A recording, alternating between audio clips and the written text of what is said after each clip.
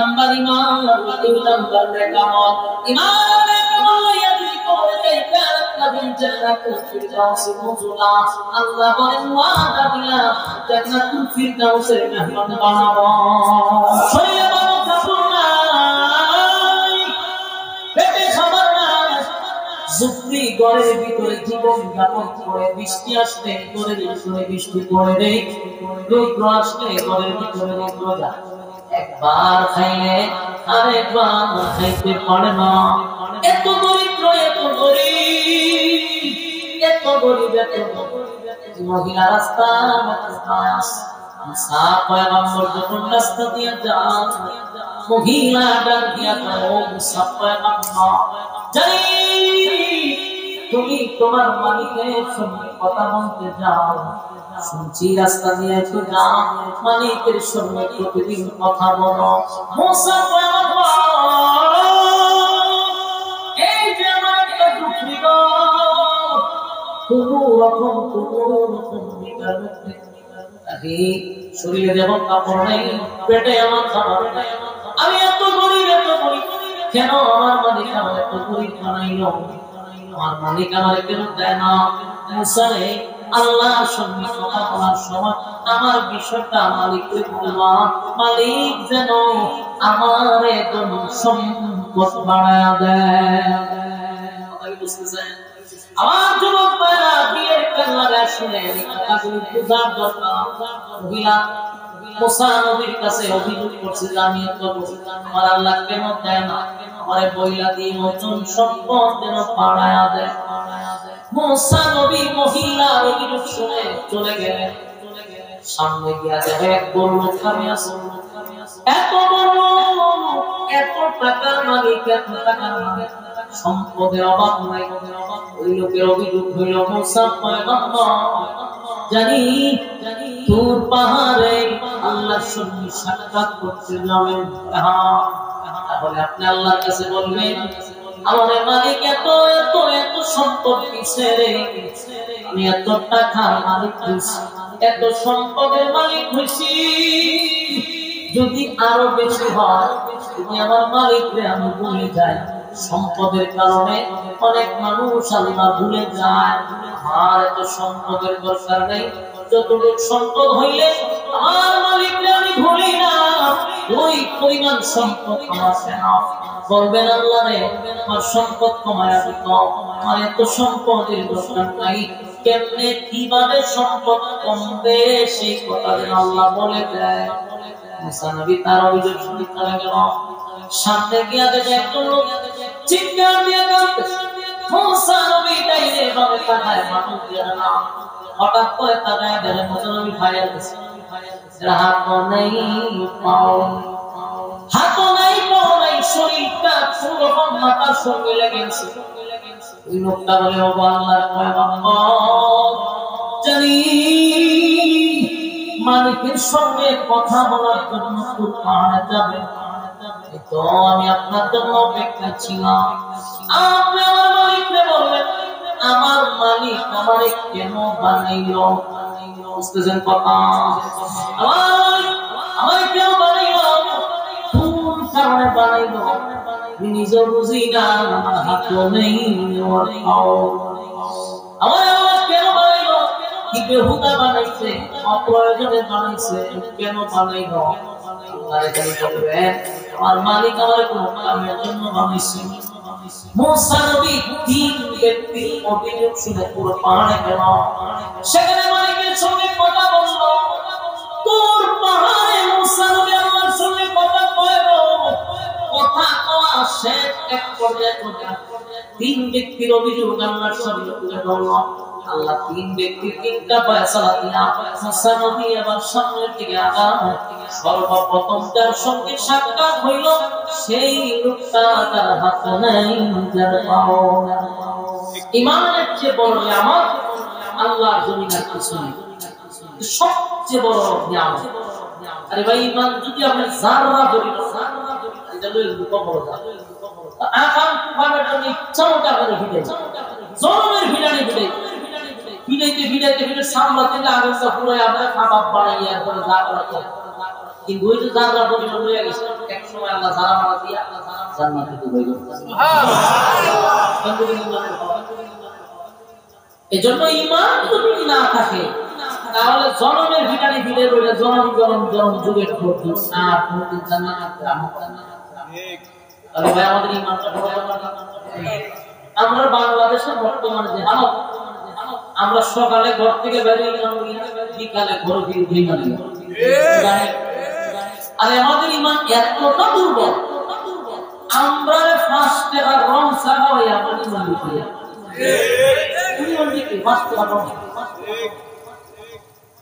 অথচ ঈমান সবচেয়ে বড়। এখন আসুন আমি আয়াত করছি, এই আয়াতটা আল্লাহ দুইটা শর্ত দিয়েছে। বলুন শর্ত কয়টা? দুইটা শর্ত দিয়া আল্লাহ একটা সুসংবাদ শুনেছে। যদি মনোযোগ দিয়ে শেষ পর্যন্ত আলোচনা শুনে তাহলে একটা বিষয় নিয়ে বাড়িতে যেতে পারবেন। মনোযোগ দুইটা শর্তের বিনিময়ে একটা সুসংবাদ। শর্তটা কি? আর সুসংবাদটা আসলে আমরা যে সুসংবাদটা শুনি শর্তের প্রতি আগ্রহ দিল। সুসংবাদটা হলো কানাত লাহুল জান্নাতুল ফিরদাউস। আল্লাহ বলেন একটা জান্নাতের মধ্যে সবচেয়ে ভিআইপি যে জান্নাত, এটার নাম হলো জান্নাতুল ফিরদাউস। সবচেয়ে ভিআইপি জান্নাত, সবচেয়ে ভিআইপি জান্নাত। এই জান্নাতে যে কেউ ঢুকতে পারবে না।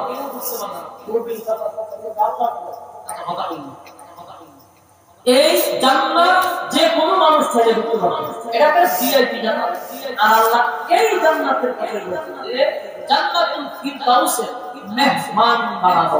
সুবহানাল্লাহ। আমরা মেহমান, আল্লাহ নিজে হবে মেজবান, আমরা হব মেহমান। জানা আপনারা দেখেন যাইছেন না, আমরা খাওয়াইলেন দাওয়াইলেন যা করলেন এটা আপনারা মেজবান হিসেবে মেহমান হচ্ছেন। ঠিক আল্লাহ আমাদের জান্নাতের ভিতরে নিয়ে মেহমানদারি করাবে, আল্লাহ মেহমান হবে। সুবহানাল্লাহ, সুবহানাল্লাহ। বলুন জান্নাতে আমরা খাওয়াইব কিনা সত্যি না সত্য? আর জান্নাত পাওয়ার জন্য শর্ত অবশ্যই আছে। দুনিয়া পাওয়ার জন্য কোনো শর্ত নেই। দুনিয়া পাওয়ার জন্য কোনো শর্ত নেই। সে যদি শর্ত আছে, যদি শর্ত থাকতো তাহলে তোমার প্রাণ দিয়ে আল্লাহ দুনিয়া দিত কথা হবে না। শর্ত যদি দুনিয়া পাওয়ার জন্য থাকতো তাহলে নাস্তিকরা দুনিয়া দিত না। আল্লাহ বলেন দুনিয়া আমি আল্লাহ মানিও নেই, আল্লাহর নাম মানিও না। দুনিয়ার জন্য কোনো শর্ত চারে মনে চায় আল্লাহ তাআলা দুনিয়া আল্লাহ মানিও দেয়, আল্লাহ না মানিও। কিন্তু পরকালের জন্য বিনা শর্তে পরকাল দিবেন অবশ্যই ঠিক। কথা বুঝতেছেন? এই শর্ত লাগবে, এই শর্ত প্রথম দুইটা শর্ত। এক নাম্বার ইন্নাল্লাযীনা আমানু, এক নাম্বার হলো ঈমান। এক নাম্বার ঈমান। শর্তের প্রথমে ঈমান। ওয়া আমিলুস সালিহাত, দুই নাম্বার তোমরা নেক আমল করো। ঈমান এবং নেক আমল। বলুন ঈমান, নেক আমল। ঈমান আর নেক আমল লইয়া যদি আমরা কবরে যাই, আল্লাহ কানাত লাহুল জান্নাতুল ফিরদাউস, আমি দুই শর্তের বিনিময়ে জান্নাত দিব। তাও ভিআইপি জান্নাত, ভিআইপি জান্নাত।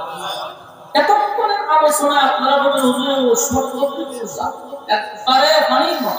আমরা যারা পড়ছি সবাই বেঈমান না ঈমানদার? এলে তখনের আলোচনা কি বললেন দুই শর্তের বিনিময়ে ফেরদৌস পাবো।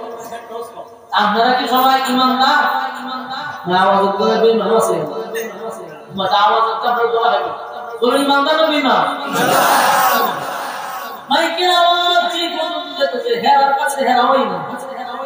আমি বক্তাও দাবি ঈমানদার, শ্রোতারও দাবি ঈমানদার, নেতারও দাবি ঈমানদার, কর্মীরও দাবি। আপনারা মনে মনে ভাবছেন দুই শর্তের এক শর্ত আমরা এটা ঈমানদারের দাবির বেলায় সবাই তো ঈমান, দাবির বেলায় আপনারা গ্রামের নাম হলো কালামপুর। কালামপুর এমন লোক আছে জীবনে ঈদের নাম হলো ঘর, ঈদের নাম হলো ঘর আছে কথায় বোঝাতে বিষয় একটা নাই।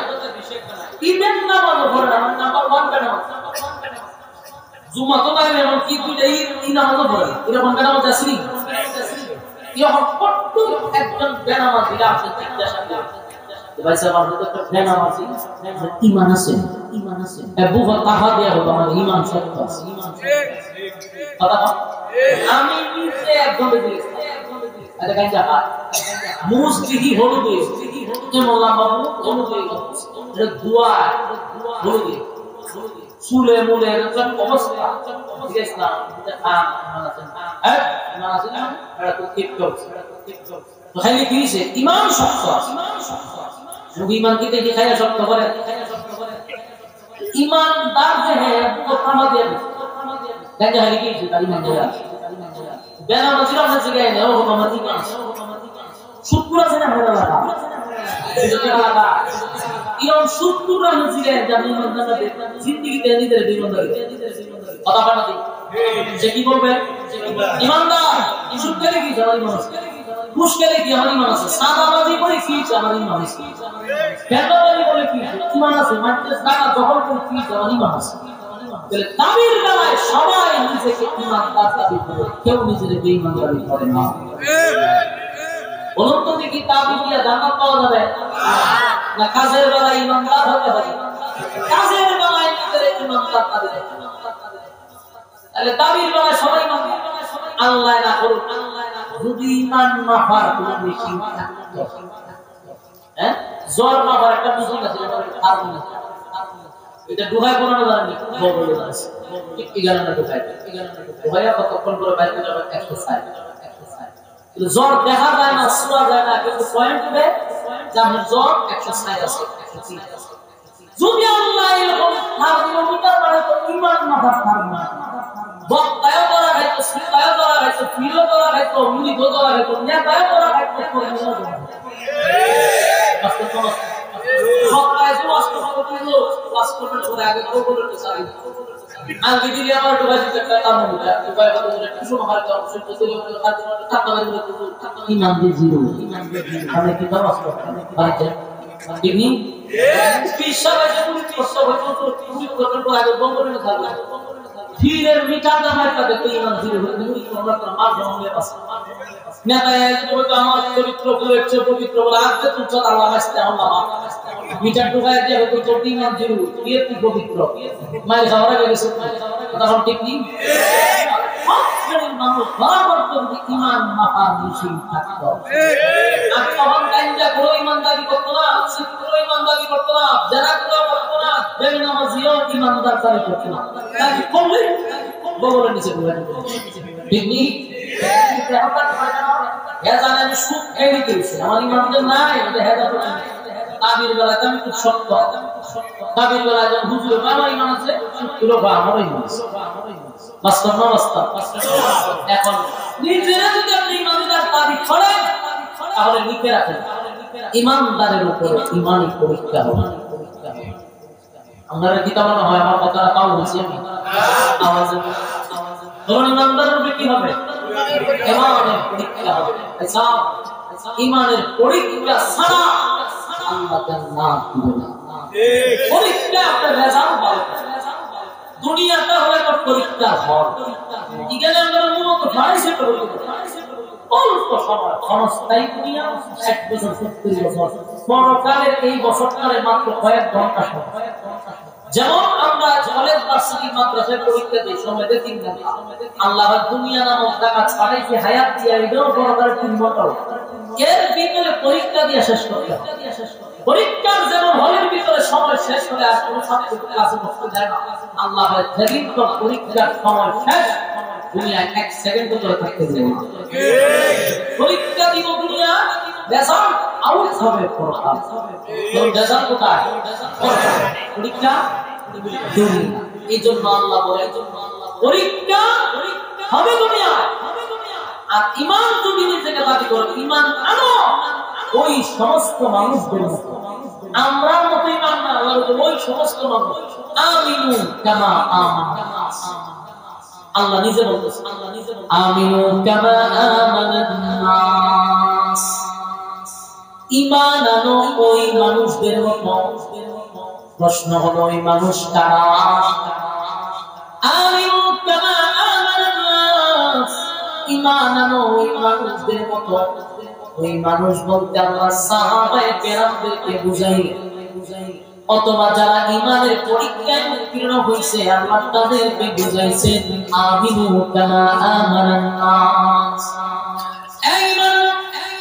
ওই মানুষদের মতো আমার যুবক ভাইরা, মুরব্বী বাবা, প্রতিটা কথা আপনার দিলের কান লাগাইয়া শুনবেন এবং নিজের ঈমানের সাথে কান মিলাইবেন। আল্লাহ তো বলছে বানানো রে তাদের মতো, যারা ঈমানের পরীক্ষায় উত্তীর্ণ হয়েছে তাদের মতো ঈমান আনো। আমিনু কামা আমানান নাস। এর ব্যাখ্যা শুধু সাহাবায়ে কেরাম হবে এমন না। ভাই কোরআনের উড়ে গেছে আল্লাহ কোন ওয়াসা খুব বিরক্ত লাগে সামনে কথা বলে। এই গো ভাই আমার মানুষ ওয়াসা তুলি পাওয়া যায়। আপনারা মুরগিরা ওয়াসা সামনে সেখানে আপনারা পুরো আলো সামনে আছে এটি বলবে গল্প করে আসে তারা মনে কথা না তোমার আমরা তো বলবো এই আমরা সামনে এটি একটাও দিয়ে না, এটা আলাদা সামনে বড় শয়তান এরই বড় বসে গেল। মনোযোগ দিয়ে শুনে, আমিনু কামা আমানান নাস। আমি ওয়াজের শুরু থেকে আপনাদেরকে বলতেছি মনোযোগ দিয়ে শুনুন, তাহলে বুঝবেন না ঈমানের আলোচনা দিলে কান লাগায় ডাইনে বামে মন নিয়েন না, আমার মন দিয়ে আওয়াজ করতে যান। আসলে বাবা ডুবে, আমিনু কামা আমানান নাস। ঈমান আনো ওই মানুষদের মতো। আমাদের কথা কেন বললেন না? কারণ আমরা তো সুদ খাইয়া নিজের ঈমানদার দাবি করি, ঘুষ খাওয়ার পর নিজের ঈমানদার দাবি করি, বেনামাজি রে বসো একটা নবস, এই লোকটা নিজের ঈমানদার দাবি করে। সবাই ঈমানের দাবিদার। যেমন আল্লাহ বলেন আমিনু কামা আমানান নাস। ওই মানুষদের মতো ঈমান আনো। তারা সাহাবায়ে কেরামদের আল্লাহ বুঝাইতেন। আল্লাহ আব্দুল্লাহ বিন তামেরকে বুঝাইতে পারেন ঈমানের পরীক্ষা দিচ্ছে। ফেরাউনের বউ আসিয়াও হতে পারে, কারণ আসিয়াও ঈমানের পরীক্ষা দিচ্ছে। ফেরাউনের দাসী কাজের মহিলাও হতে পারে, সেও ঈমানের পরীক্ষা উত্তীর্ণ হয়েছে। আমিনু কামা আমানান নাস। ঈমানদারের উপরে ঈমানের পরীক্ষা হবে। তুমি ঈমানের পরীক্ষায় যদি পাস করতে পারো, ওয়াদা দিলাম কানাত লাহুম জান্নাতু ফিরদাউসি নুজুলা। ওয়াদা দিলাম জান্নাতুল ফিরদাউস তোমাদেরকে দান করব। তারপর সত্য হবে দুইটা ঈমান আর নেক আমল। আর ঈমান আমাদের দাবি অনুযায়ী ঈমান না। আমরা যে কালের ঈমান সকালে আছে বিকালে নাই, আমাদের ঈমান দিয়ে হবে না, তামিল দেওয়া ঈমানদার হলে হবে না। সাহাবায়ে কেরামদের উপরে ঈমানি পরীক্ষা হয়েছে, আর আল্লাহ মানুষকে পরীক্ষা নিবে, এটা 100%। তাহলে মালিক গরিব বানাইয়া পরীক্ষা নেয়, গরিব বানাইয়া পরীক্ষা নেয়। যে গরিব বুঝতে হবে এটা আমার সাবজেক্ট, আমার এই গরিবী হালতে আমার মালিক পরীক্ষা নিবে, আমার এই সাবজেক্টে পাস করতে হবে। আমার কারণে মালিক ধনী বানাইয়া পরীক্ষা নিবে। এত ধনী বানাবে যে তার টাকার কোনো অভাব নাই। দেশে কয়েকটা বাড়ি করছে, গুলশান করানি সহ বাড়ি গাড়িগুলো বানাইছে। বাংলাদেশের বাড়ি হয় না রে, কানাডায় বাড়ি বানাইছে, এত হয় না। সুইস ব্যাংকে টাকা জমা রাখছে, এত টাকা জমা করেও মানুষের টাকা দখল করে, বিভিন্ন জায়গা মানুষের গরিব মানুষের উপরে জুলুম করে জায়গা দখল করে। আল্লাহ করে ধনী বানাইছি, বান্দা এটা তোর সাবজেক্ট, ধনী বানাইও আমি পরীক্ষা নেই। আল্লাহ কারণ আমি মুসিবত দিয়ে পরীক্ষা নেই। বড় বড় মুসিবত দিয়াও আমি আল্লাহ পরীক্ষা নেই। আবার কাউরে আল্লাহ অসুস্থ বানাইয়া পরীক্ষা নেই। এক একজনের সাবজেক্ট এক এক রকম হবে। সাধারণ কি গরিব বানাইয়া আল্লাহ পরীক্ষা নেয়, গরিবী হালতে কতটুকু আমার মালিকের উপর সন্তুষ্ট, আমার মালিক যে তোমার যে হালতে রাখছে সেই হালতে তুমি কতটুকু খুশি? আমার মালিক যে তোমার যতটুকু দিয়েছে তার শুকরিয়া আদায় তুমি করো কিনা মালিক কিন্তু খবর করো। আল্লাহ ভাই বলেন আমি সব দেখি। একজন ধনী বানায় পরীক্ষা দেয়, আমার আখিরুল্লাহ লেঙ্গা বানায় পরীক্ষা। আপনারা শুনছেন মুসা আলাইহিস সালাতু ওয়াস সালাম একজন আল্লাহর পয়গম্বর, শুধু নবী নয় রে, উনি রাসূল। আবার উনি কালিমুল্লাহ, আল্লাহর সঙ্গে কথা বলতেন। আল্লাহ যদি একটা জিনিস মুসা নবী কষ্ট পায়, বেশি বেশি আল্লাহর সঙ্গে কথা বলতে চায়, সেই পয়গম্বর প্রতিদিন তুর পাহাড়ে গিয়ে আল্লাহর সঙ্গে কথা বলতো। দিন রাস্তা দিয়া যায়, হঠাৎ করে দেখে একটা বৃদ্ধা মহিলা, শরীরে বারো কাপড় নাই, পেটে খাবার নাই, যুক্তি ঘরের ভিতরে জীবন যাপন করে, বৃষ্টি আসলে ঘরের ভিতরে বৃষ্টি পড়ে নেই, রৌদ্র আসলে ঘরের ভিতরে রৌদ্র যায়। একবার খাইলে আরেকবার খাইতে পারে না, এত দরিদ্র, এত গরিব, এত গরিব, এত মহিলা রাস্তা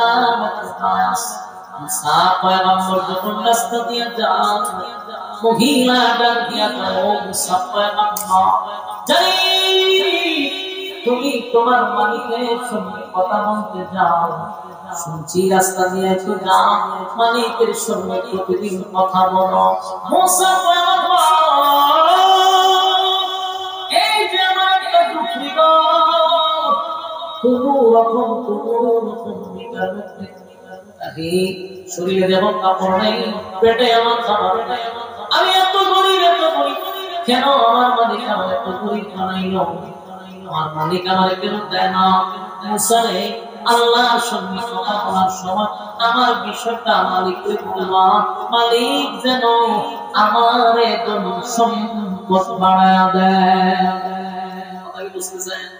আমার যুবক ভাইরা বিয়ের কান্নারে শুনে কথাগুলো বুঝার দরকার। মহিলা মুসা নবীর কাছে অভিযোগ করছে যে আমি এত আমার আল্লাহ কেন দেয় না, আমার বইলা দিয়ে নতুন সম্পদ যেন বাড়ায়া দেয়। মুসা নবী মহিলার অভিযোগ শুনে চলে গেলেন। সামনে গিয়া দেখে এক বড় লোক দাঁড়িয়ে আছে, এত বড়, এত টাকার মালিক, এত টাকার মালিক, সম্পদের অভাব নাই। ওই লোকের অভিযোগ হইল, মুসা পয়গম্বর জানি তুর পাহাড়ে আল্লাহর সঙ্গে সাক্ষাৎ করতে যাবেন, তাহলে আপনি আল্লাহর কাছে বলবেন আমার মালিক এত এত এত সম্পদ দিছে রে, আমি এত টাকার মালিক হইছি, এত সম্পদের মালিক হইছি, যদি আরো বেশি হয়, যদি আমার মালিকরে আমি ভুলে যাই। সম্পদের কারণে অনেক মানুষ আল্লাহ ভুলে যায়। আর এত সম্পদের দরকার নেই, যতটুকু সম্পদ হইলে আমার মালিকরে আমি ভুলি না, ওই পরিমাণ সম্পদ আমার না। বলবেন আল্লাহ রে আমার সম্পদ কমায়া দিত, আমার এত সম্পদের দরকার নাই, কেমনে কিভাবে সম্পদ কমবে সেই কথা যেন আল্লাহ বলে দেয়। মুসা নবী তার অভিযোগ শুনে চলে গেল। সামনে গিয়া দেখে একজন লোক চিৎকার দিয়ে কাঁদতেছে। মুসা নবী ডাইরে ভাবে তাকায়, মানুষ দিয়ে না, হঠাৎ করে তাকায় দেখে মুসা নবী ফায়ার দিচ্ছে, হাত নেই পাও, হাত নাই পাও নাই, শরীরটা পুরো মাথার সঙ্গে লেগেছে। ওই লোকটা বলে, ও আল্লাহর পয়গম্বর জানি মালিকের সঙ্গে কথা বলার জন্য তুর পাহাড়ে যাবে, তো আমি আপনার জন্য অপেক্ষা ছিলাম। আপনি আমার মালিককে বললেন আমার মালিক আমারে কেন বানাইল? বুঝতেছেন কথা? আমার কেন বানাইল? কোন কারণে বানাইল নিজে বুঝি না, আমার হাতও নেই, আমার কেন বানাইল? কি বেহুদা বানাইছে, অপ্রয়োজনে বানাইছে, কেন বানাইল? আমার মালিক আমার কোন কামের জন্য বানাইছে। মুসা নবী তিন ব্যক্তি অভিযোগ শুনে পুরো পাহাড়ে গেল, সেখানে মালিকের সঙ্গে কথা বলল। তোর পাহাড়ে মুসা নবী আমার সঙ্গে কথা কইল, কথা কওয়া শেষ এক পর্যায়ে তিন ব্যক্তির অভিযোগ আল্লাহর সামনে তুলে ধরল। আল্লাহ তিন ব্যক্তির তিনটা ফয়সালা দিয়া মুসা নবী আবার সামনের দিকে আগান। সর্বপ্রথম যার সঙ্গে সাক্ষাৎ হইল সেই লোকটা তার হাত নাই যার পাও। এই লোকটা নয় মুসা পয়গম্বর, আমার হাত নাই পা নাই, সারাটা দিন এখানে আমি শুনে আছি, কখন আপনার সঙ্গে সাক্ষাৎ হবে শুধু জানতে চাই আমার মালিক কেন বানাইল, অনেক কোন কাজের জন্য বানাইছে। নবী কয় আল্লাহর সঙ্গে কথা বলছে, আল্লাহ বলছে তোমার আমার মালিক বানাইছে একটা কাজের জন্য, জাহান্নামের ভিতরে এই গর্তটা যতটুকু তোমার শরীরটা জাহান্নামের আগুনের ভিতরে একটা গর্ত, গর্তটা তোমার শরীর দিয়ে আল্লাহ করা। কথা বুঝতেছেন? এই কথা আমরা বলে মেজাজটা বলবো আমার এমনি বানাইছে ফার্মায় আছে আর জাহান্নাম তাও বলা গর্ত করা। মুসা নবী কথা বলা এই লোকটা সৃষ্টি করে, এই লোকটা শুননা কয় নাকি সত্য আল্লাহ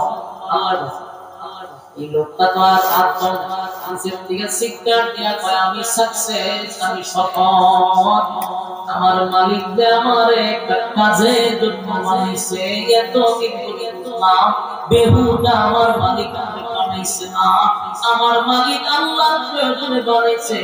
আমার মতো কিরকম সৌভাগ্যবান সে হইতে পারে, আনন্দে সে লাফাইতে আছে, তাই শুকরিয়া আদায় করা দেবে।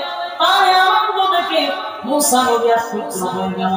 আমার আল্লাহ ঘোষণা দিছে এই বান্দার আনন্দে আমিও আনন্দিত, বান্দারে আল্লাহ পরিপূর্ণ সুস্থতা দান করছে। আল্লাহকে পূর্ণ সুস্থতা দান করেছে, সুবহানাল্লাহ। মালিক খুশি হয়ে গেছে, খুশি হয়ে গেছে।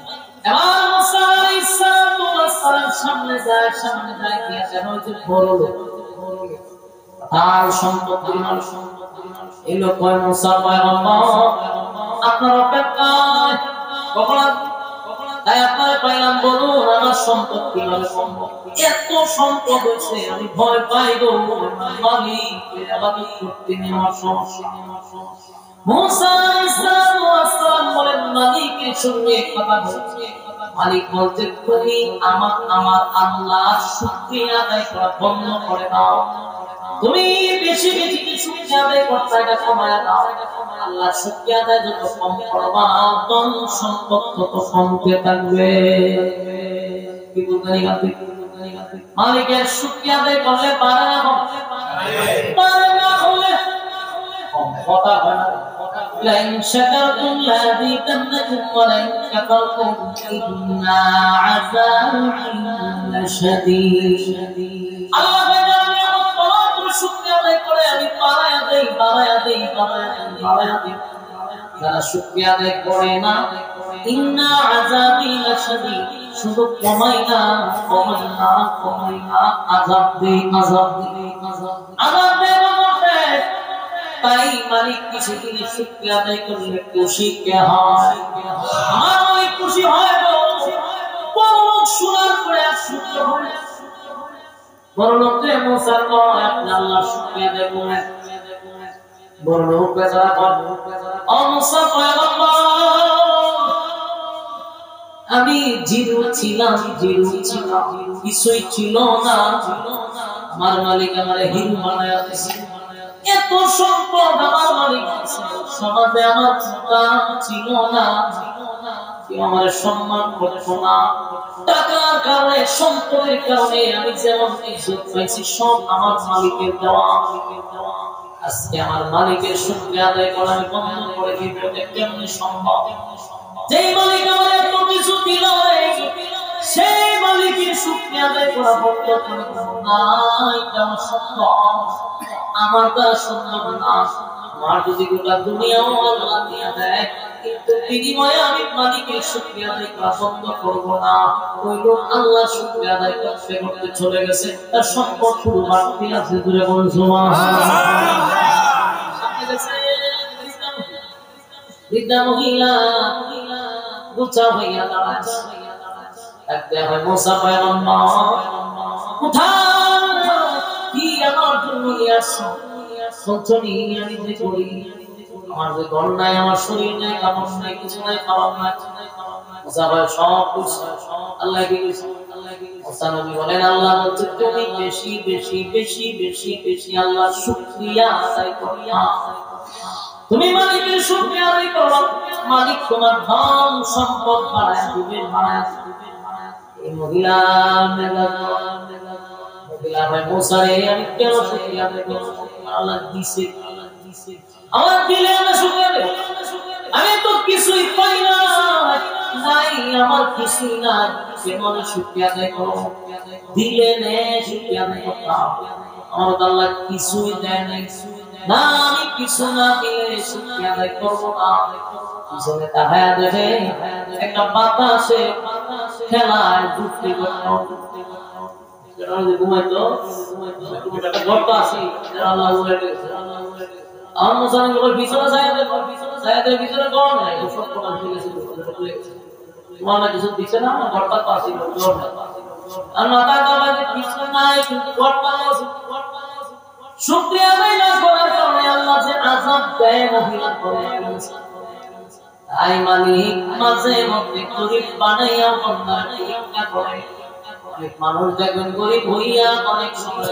আল্লাহ জানে আমার দেখছে কি হয় না ভালো লাগে তাহলে আমার দেখছে অভাবে অভাবে এই যে কথাগুলি অনেক সময় না শুকরিয়া আদায় করে মালিকের গুণাগান করে না আল্লাহ ভাই গরিব বানাইয়া পরীক্ষা আদান ঠিক কিয়ামতের মাঠে অনেক মানুষ অনেক অজুহাত দেখায় আল্লাহ আমি অসুস্থ আমি আপনার গুনাহি করতে পারি না আল্লাহ গুনাহি করলে না আল্লাহ আমার কাজ ফেড়ে দাও আমি কইলি উঠাও করতে পারি তারা এটা মারার মাথা এটা করতে হবে আমি এত অসুস্থ আমি এত দুর্বল আল্লাহ বেশি দুর্বল করে মারাত্মক হলে এটা আমার গুনাহি করতে পারছি না আচ্ছা অতিরিক্ত দুর্বলতার কারণে আমার ডাক্তার না আল্লাহ কই কি আমার আইয়ুব বেশি অসুস্থ আছি আইয়ুব আল্লাহ বার করে নবীর কাছে কই কি আমার নবী অসুস্থ 18 বছর অসুস্থ ছিল রে 18 সেকেন্ড আইয়ুব আমি মালিক রে ভুলে নাই সুবহানাল্লাহ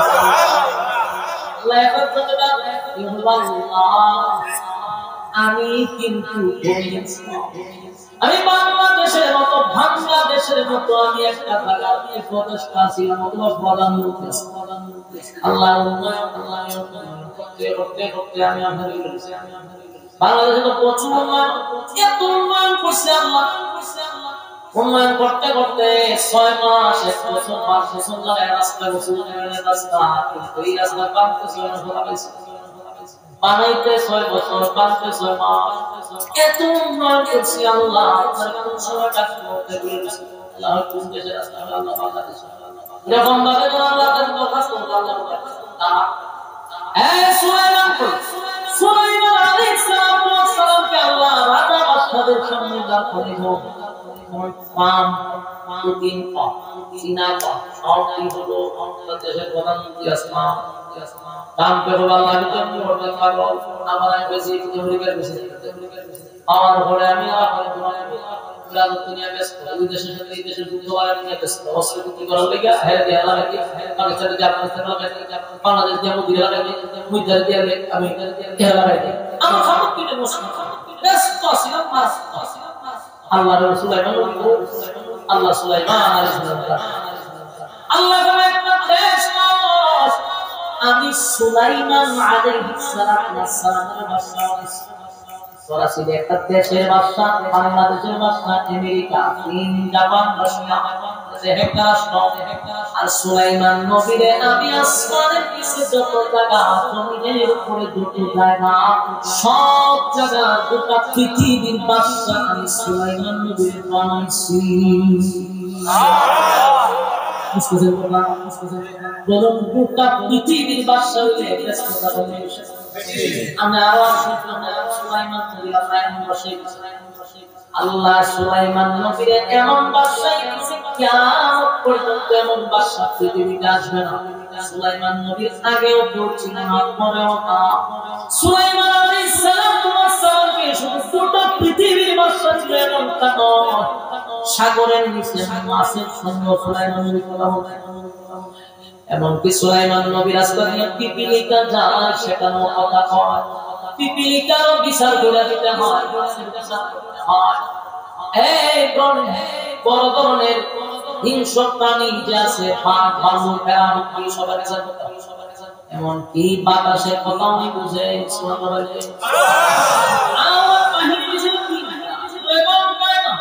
বাহিনী বাহিনী পৃথিবীতে কারো বাহিনী একটার উপরে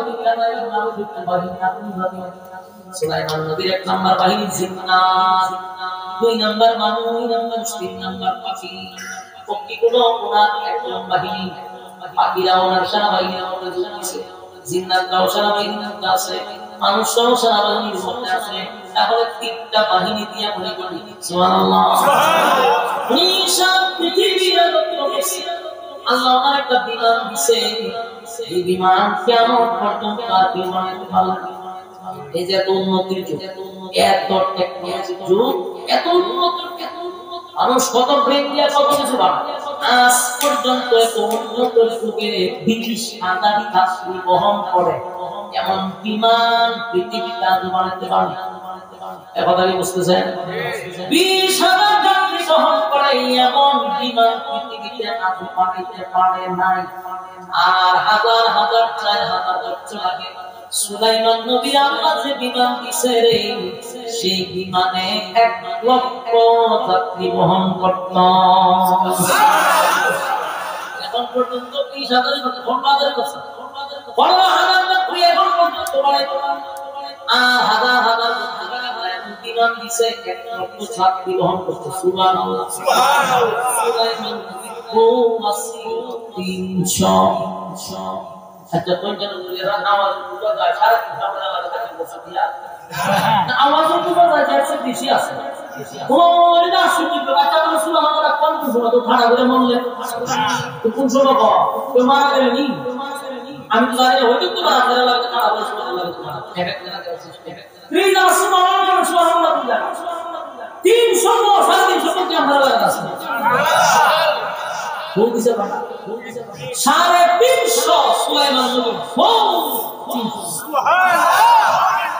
300 বলি বেচারা কি হতে আছে, এবং 300 বলি কত ব্যস্ততা আছে বুঝিনি আমরা।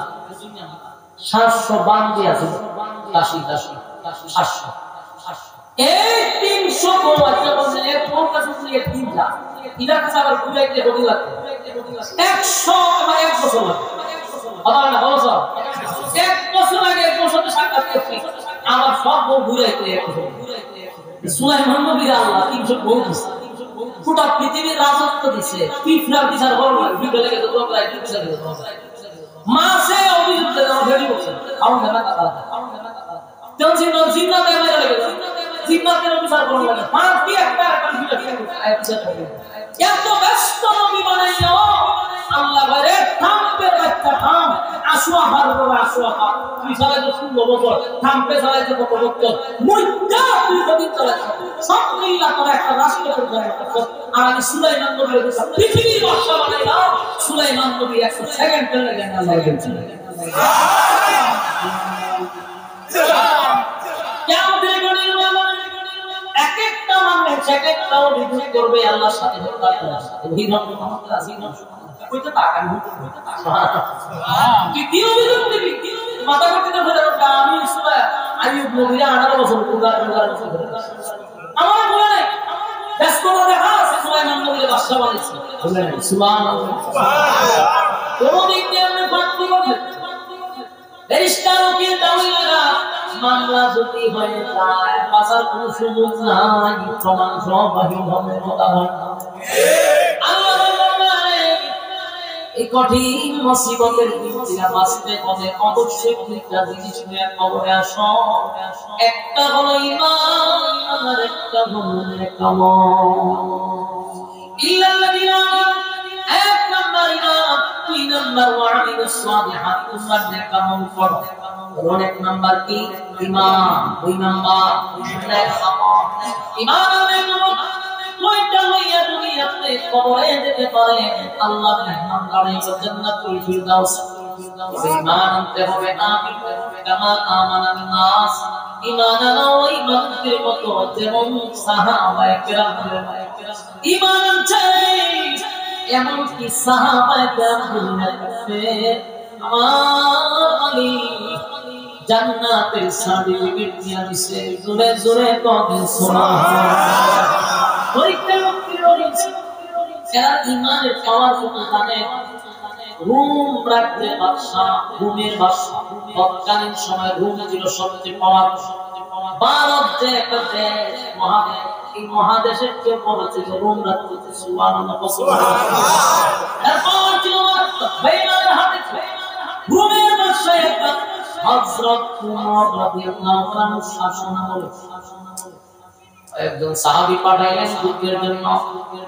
রোমের যিনি বাদশা সে শুনতে মুসলমান আসতেছে যুদ্ধে, আবার সেটাও শুনতে মুসলমান যেদিকে যায় সেদিকে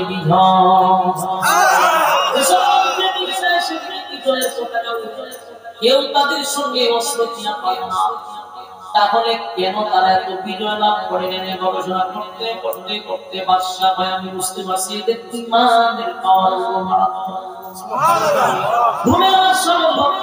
আমার যত বাহিনী আছে তোমরা বাহিনী আছে মুসলমানদের সাথে যুদ্ধ করবো, অসুবিধা নাই, কিন্তু জীবিত মুসলমান হলে আমার কাছে নিয়ে আসবা।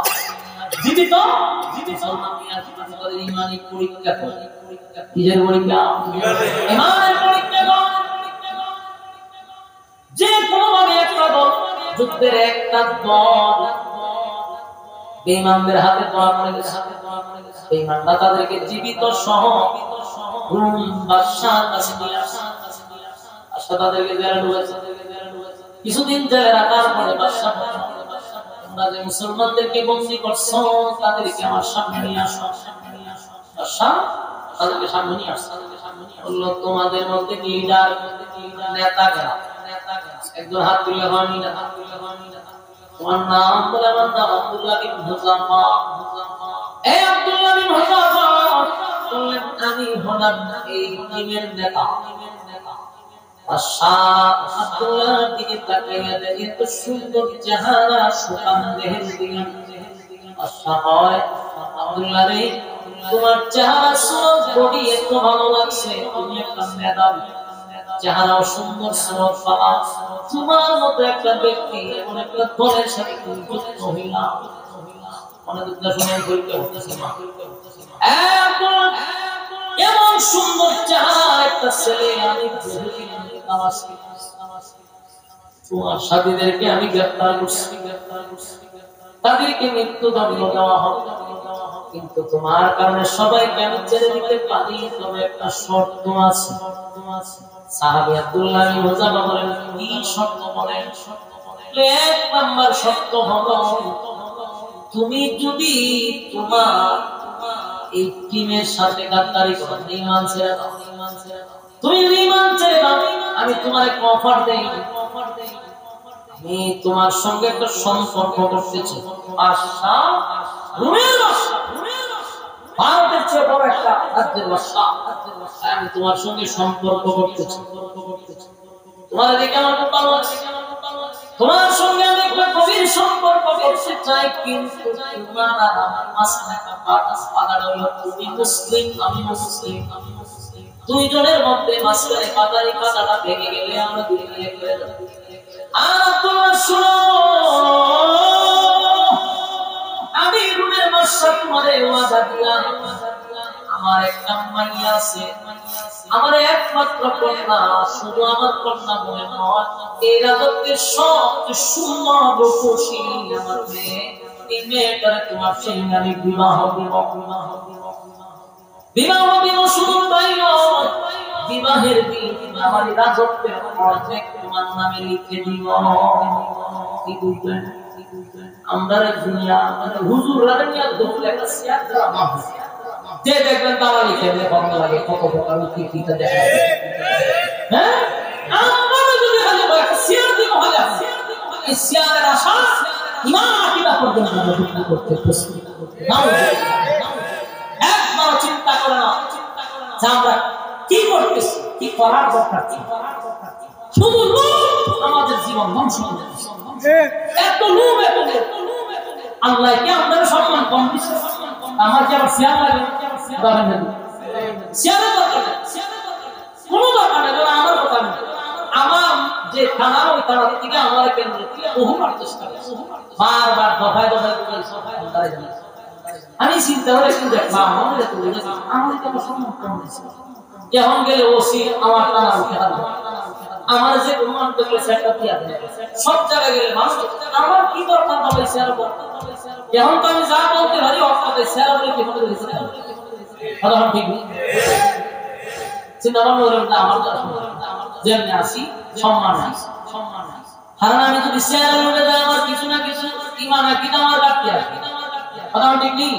কোন সময় আমি বলবো ঘরে ফুকার সময়, হ্যাঁ, আর আমি তো পাগলই গেছিলাম শেয়ারের কথা। আমি তো রোজা রোজা সমান এই পিডারি পিড। আবার আমার কোন সময় বলবো যে আমি কিন্তু কথা ক্লিয়ার, আমরা কিন্তু শুনিয়া, তার মানে এই যে কথা এটা কিন্তু সব শেয়ার নেই। আমার ইমান বিসর্জন দিয়ে আমার নেতা হওয়া সর্বপ্রথম সর্বপ্রথম কি আমরা বললি ফেরাসতে টাকা। একবার চিন্তা করেন আমাদের থেকে দরদি আর কেমন একটা ইমানের হেফাজতের জন্য আমরা আপনাদের এই শাসনগুলো করি। ভাই তোমার মৃত্যু হলো ইমান, কিসের সাদার রাজনীতি? আমার ইমান যদি না থাকে, ইমান না থাকলে তো কাফেরের যে হালত আমার সেই হালত। লাগলে কি মুসলমান বলো ইমান রক্ষা করার পর তার প্রতি করণ যায় তাহলে করবো, আমরা করবো। কিন্তু আমার ইমান যদি বিসর্জন দেওয়া যায় এটা রাজনীতি একটা ঠুকু মারতে হবে। বাস্তব না বাস্তব? সবচেয়ে বড় ফাউন্ডেশন হলো আমার ইমান। ইমানের জন্য যদি আমার বাবা থাকতে হয় বাবা থাকবো, মা থাকতে হয় মা থাকবো। সাহাবায়ে কেরাম নিজের মা বাবাকে ছেড়ে ইমানের জন্য শাহাদাত বরণ করেছে। শুধু ইমান, শুধু ইমান। হে আব্দুল্লাহ বাদশাহ কি শোনা আব্দুল্লাহ মাইয়া বিয়া রাজত্বের অর্থে কি আব্দুল্লাহ বিন রাবা বাদশার দিকে তাকায় রে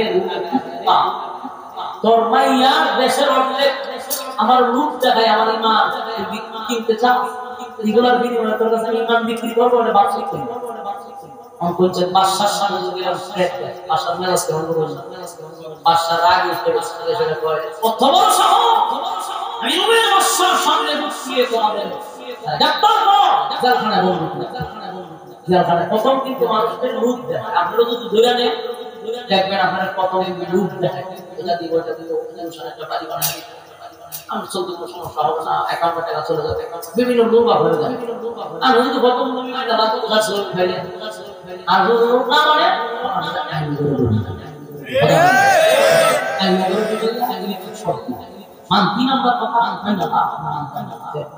এরপরে বিভিন্ন ধরনের আপনার নির্যাতনের উপর নির্যাতন, নির্যাতনের দর্শন করাবে তখন পুজোর চিন্তা করে আমার আমার ফ্যামিলির উপরে আক্রমণ করবো, তখন নিজেই হয় যে আমি যা করছি নিজে কি করছি, আমি নিজে আটকাইতে গেছি না গাজীপুর গাজীপুর মেটে গেছি পঞ্চম সেটা আমি নিজ আত্মা শুয়ে গেছি, নিজ শিকল দেখা আমি দিয়ে গেছি বেউসে গেছি আমার হসপিটাল গেছে। এরপর আজ জানি গেছে মানুষ কি বড় এই নাটক করছেন তারা কত দুর্বল করে পরিচালন নাটকটা সুন্দর করে করবেন, নাটক দুই যা নিজে নিজে গেছে হ্যাঁ কথা হয় না গেছে খানো ভাগ্য লাগে ভাগ্য যাওয়া আসতে গেছে। এরপরে উনি নিজে নিজে হয়ে গেছে ওনার বুঝতে পারছেন তো এটা ক্ষতি নিজে নিজে শিকড় বাঁচাতে হবে, শিকড় তালা আর শিকড় রেডি আছে জিন্দা দেখা হবে। এবারে এই তালা নিজে নিজে লাগাইছে কি পরিমাণ নাটক বাংলাদেশের মানুষ রে ভাই এত এই সমস্ত নাটকের জবাব এদেশের মানুষ দিবে, অপেক্ষা করে। এত বড় একটা স্বৈরাচার যদি দেশ থেকে বিতাড়িত করতে পারে, স্বৈরাচারের দাসদের কই বাংলাদেশে থাকতে দেওয়া হবে না।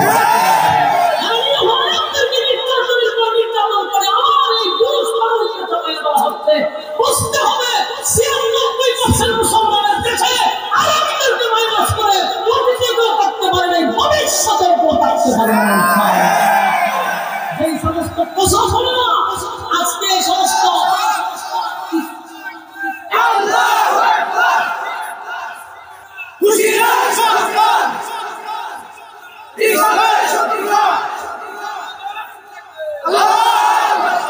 ইসকনের কিছু নিষিদ্ধ সংগঠন, ইসকনের কিছু খেলাফালারা প্রশাসনে বসা, এরা মূলত ইসকনের নেতৃত্বে তারা চলতেছে বর্তমান। চিন্তা করছেন একজন আলেম বৃদ্ধ লোক, ওনাকে কি পরিমাণ নির্যাতন করা হচ্ছে, মানসিক শারীরিক নির্যাতন করে আমার সেই দোষ তোমার উপরে চাপায় দেওয়া হচ্ছে। কত নির্লজ্জ বেহায়া! আর আমরা সিয়ারের রূপে একটা রাজনীতির বড় ব্যানার থেকে এটা ব্যাপারে প্রতিবাদ করা হয় নাই, একটা প্রতিবাদ করে না। বড় বড় দলগুলি ছোট ছোট হয়ে বসে আছে, গদি শুনতে না। আল্লাহ জুলুম পছন্দ করে না। আল্লাহ জুলুম, বাবারে জুলুমের কারণে 16 বছরের সব শেষ করে দিয়েছেন। জুলুম ভালো না, অতিরিক্ত ভালো না। এখন যা হচ্ছে সব জুলুম হচ্ছে। একটা লোকের ইজ্জতের বিনিময়ে যদি আবারও কেউ দাঁড়ায় যায়, বুঝবে এর পরবর্তীতে ভয়াবহ অবস্থা শুরু হয়। বাংলাদেশটা শান্ত থাকতে দিচ্ছে না কিছু কুচুক্তি নিষিদ্ধ সংগঠন। আপনারা শুধু তাসবির রূপে ইসলাম বলবেন না, শুধু সুবহানাল্লাহর রূপে ইসলাম নাই, 5 ওয়াক্ত নামাজের না খালি ইসলাম না, ইসলাম সব জায়গায় এই হকটা বলাটাও ইসলাম। সেটা আপনার দায়িত্ব। রাসূল মানুষকে হাত দিয়ে এতিমের মাথায় হাত দিয়ে চলেছে, আবার এই হাত দিয়ে রাসূল 27টা যুদ্ধে তরবারি নিয়ে কুচি কাটা করছে। ইসলাম মাথায় হাত দিলে ইসলাম। আমরা আরো দায়িত্ব আছে। কোন সময় মানুষের মাথায় হাত বুলাইতে হবে, কোন সময় বেঈমানের গর্দান থাকতে হবে। ইসলাম সম্মানিত শুনি, যে কথা বলতেছিলাম প্রথম লোক দেখা বলে না মানলে আইনা করে ঢুকায়, আইনা করে ঢুকায় মারতে মারতে না মানলে ফ্যামিলি দিয়ে হুমকি দেওয়া। তৎকালীন সময় যে সিস্টেম এখনো সেই সিস্টেম। আব্দুল্লাহ বিন মুজাফফর বলল, তুমি কি কালেমা ছাড়বা না? বললো না, বলে জেলখানায় ঢুকাও। কারারক্ষীকে বলছে কোন পানি খানা কিছু দেওয়া যাবে না, 1 সপ্তাহ বা ডাক্তার লাগাই না, যখন দেখবা করে মরে লাগা তখন আমাকে খবর দিবে। 1 সপ্তাহ পর্যন্ত চললা, এক পুরো পানিও দিল না, খাবার ডাক্তার গিয়ে বললো লক্ষণ খুব খারাপ, যে কোনো সময় মারা যেতে, তাড়াতাড়ি যাও খাবার নিয়ে যাও। খাবার কি? কুকুরের মাংস আর মদ, পানির বদলে মদ। যে একটা মানুষ যদি 1 সপ্তাহের মতো খিদা থাকে, এই মানুষটার সামনে যা পায় কথা হয় না। আমরা যদি জীবন বাঁচানো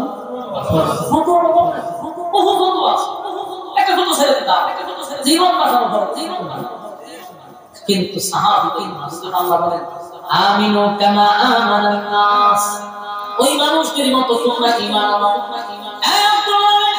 জাফর কাছে শুকরের মাংস এবং মদ নিয়ে গেছে, ইয়া ভাইদের আপনার জন্য খাবার আনছি, তবে যেখানে কে খাবার, একটা হলো শুকর আর একটা হলো মদ। আব্দুল্লাহ বিন মুজাফফর শরীর নিয়ে রাখতে পারে না, কোরআন শরীফ শারীরিকভাবে উনি দুর্বল, কিন্তু ইমানের শক্তি আছে না?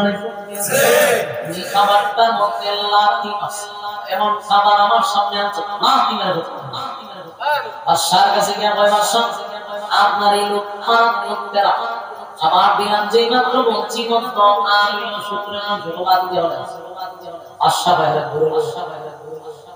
আব্দুল্লাহ বিন মুজাফফর হাঁটতে পারল, এই দুই জনের কাঁধে ভর করে একটা মানুষ এক সপ্তাহ খানা খায় না, শরীরের কিছু আছে, শরীর নিয়ে হাঁটতে পারে না, দুইজন মানুষের কাঁধে ভর করে বাদশার সামনে হাজির করলো। বাদশা বলল, তার সঙ্গে যারা আছে সন্তানের জেল থেকে বাহির, সবাই বাহির করছে। বাদশা বলে, এই আব্দুল্লাহ আমার কথা মানলি না, রাজত্বের অর্ধেক দিব মানলি না, মেরে দিবা পড়াইতে মানলি না, 1 সপ্তাহ খাবার দিলাম না, শুকর দিলাম না, এখন প্রস্তুতি নে, তোর চোখের সামনে তোর সাথীদেরকে আগুন দিয়ে আমি জ্বালাবো। ইশারায় ট্যাক্সির মধ্যে তেল গরম করা শুরু করছে, তুই এমন ভাবে গরম করছিস, কারণ আব্দুল্লাহ বিন মুজাফফর সামনে বলে, ঈমান ছেড়ে দে, আমার তোর সাথীদেরকে আমি হত্যা করব। দুইজন সাহাবীকে ধরে তারা তেলের মধ্যে একটা জীবিত মানুষ গরম তেলের মধ্যে ছেড়ে দিচ্ছে। বুঝলেন?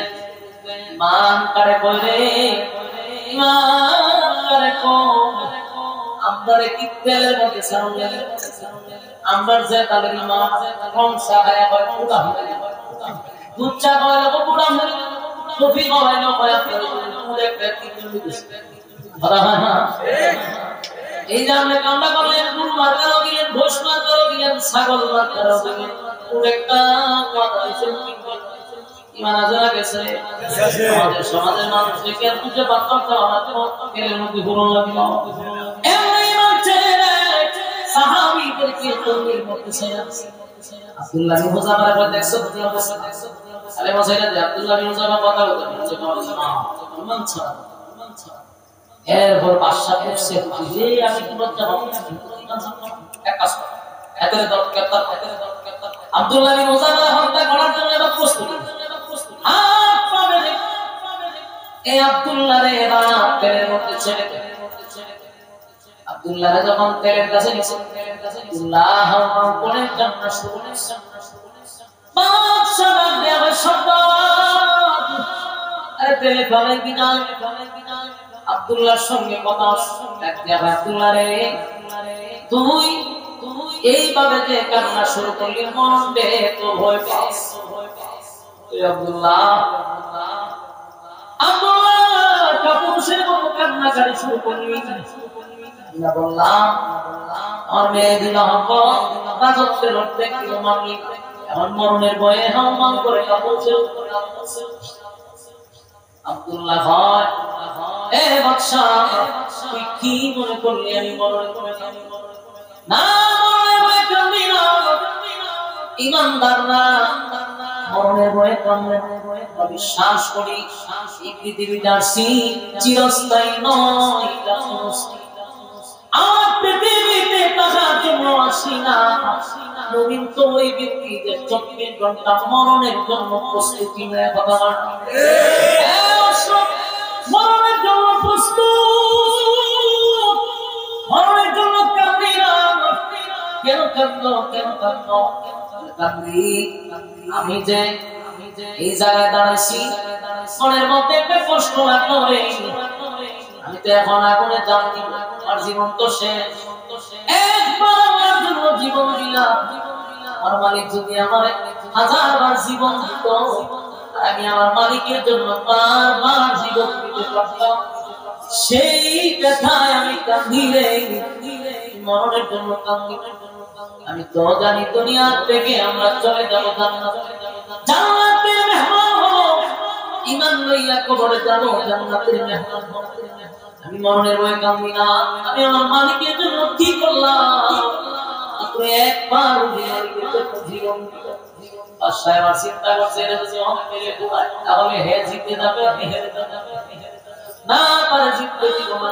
বাদশাহ বলে ঠিক আছে তোমরা ছেড়ে দাও একটা শর্ত আছে তুমি আমার কপালে একটা চুমা দিলে আমি তোমার সাথী সঙ্গী সবাইকে ছেড়ে দিব।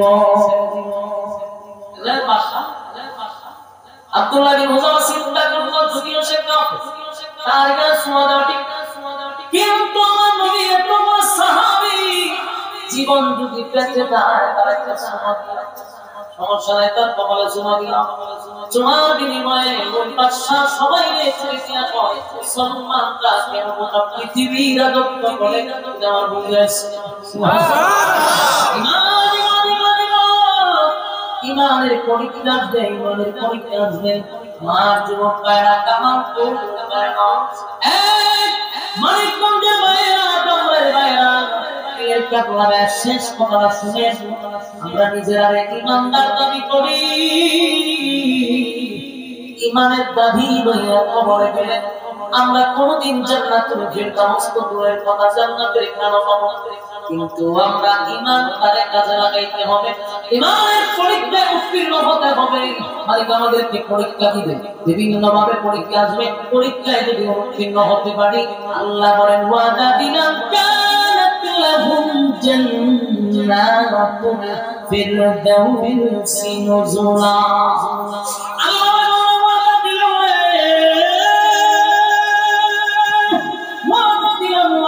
জান্নাত জান্নাতের ভিতরে আমি মেহমান বানাবো গেল একটা দুই নাম্বার কাজ জান্নাতুল ফিরদাউস নুজুলা মেহমান বানাবো আরেকটা শর্ত হলো ইন্নাল্লাযীনা আমানু ওয়া আমিলুস সালিহাত দুই নাম্বার হলো নেকামল এই যে ফিরদাউস এখানে যাচ্ছে যতক্ষণ বসে আছে এটা একটা নেকামল যতটা আয়াত আপনারা শুনলেন প্রতিটা হরফে হরফে প্রশ্ন করে নেকি আল্লাহ মওলা দিছে সুবহানাল্লাহ নেকামলের কত দাম দুনিয়া এই দুনিয়া খরচটাই দুনিয়া ছেড়ে যাওয়ার পরে পরকালে যাওয়ার পরে যদি নেকামলের দাম আছে আমার যুবক ভাইরা জান্নাতুল বাকি নামক এই পুরস্কার যেই পুরস্কারের নাম রাখছেন মদিনার পাশে সবচেয়ে বড় পুরস্কারের নাম হলো জান্নাতুল বাকি যেই জান্নাতুল বাকিতে 10,000 সাহাবী এই জান্নাতুল বাকির নামে আপনারা নাম রাখছেন এই আশেপাশে যত পুরস্কার তো মানুষ কত বছর ছিল আজকে কিন্তু নাই এই মানুষগুলো নাই নেকির কত দাম কবরে যদি হাজার বছর আর কেউ যদি কবরে বসে কোরআন তেলাওয়াত করে নামাজ পড়ে সারা হাজার বছর কোরআন তেলাওয়াত করবে যে সওয়াব হবে আর এই ফ্যান্ডের ভিতরে বসে একবার সুবহানাল্লাহ বললে সে হাজার কোটি গুণ বেশি সওয়াব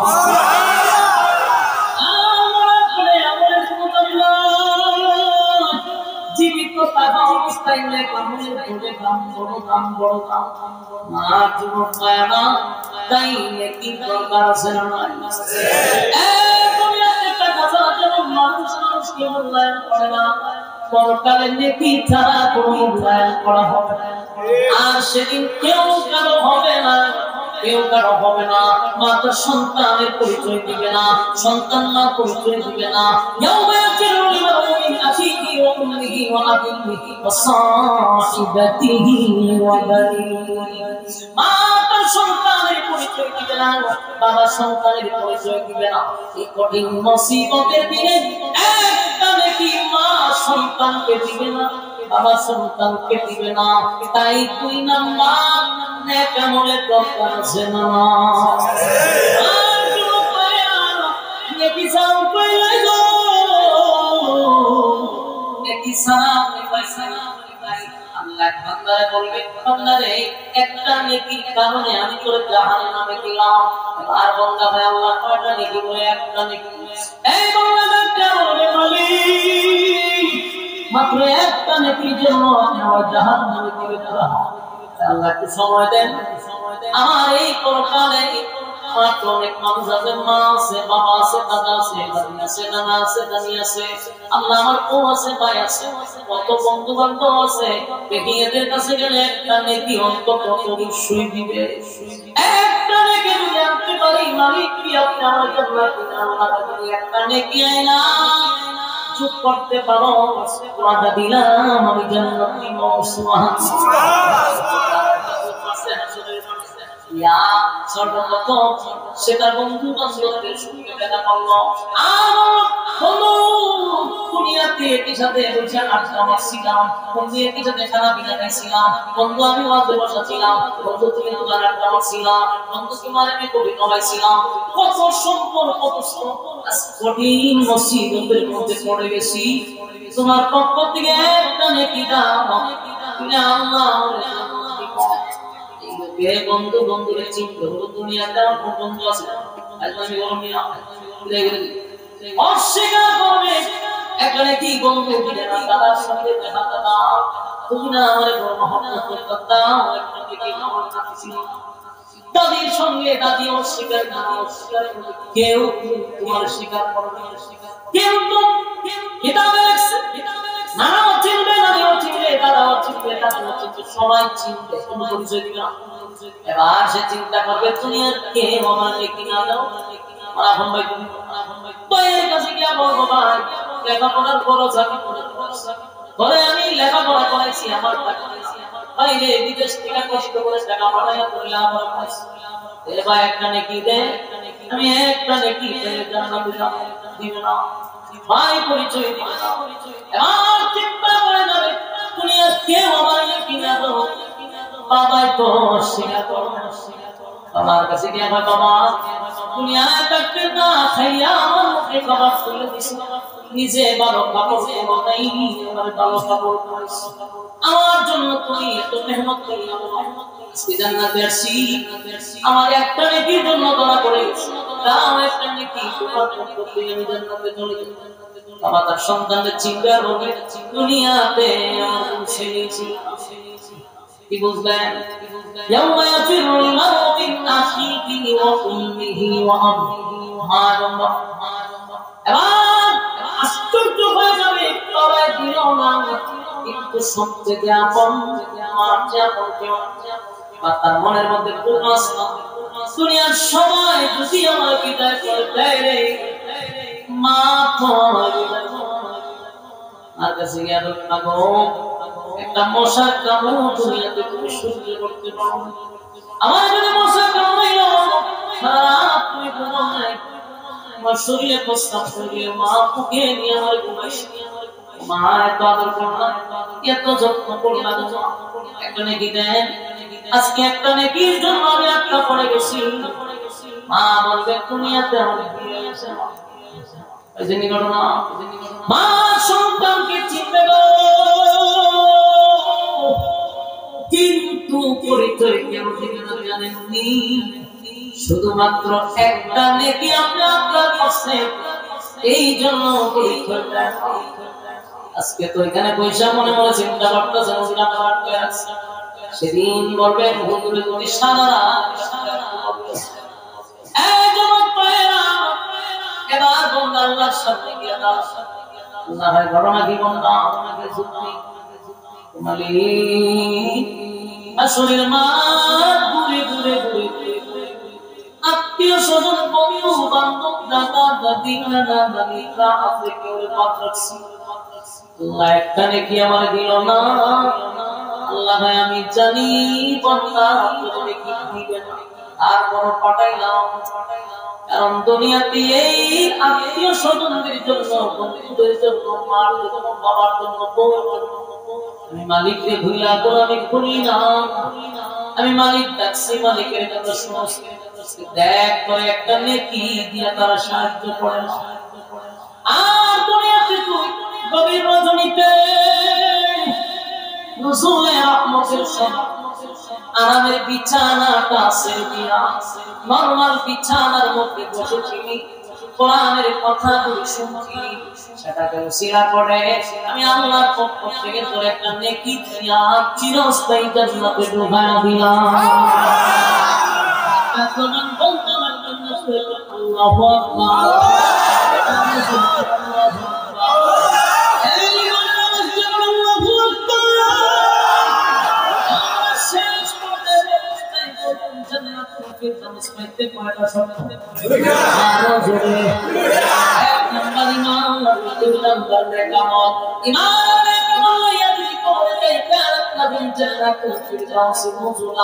আল্লাহ বলেন ওয়াদা দিলাম জান্নাতুল ফিরদাউসের মেহমান বানাবো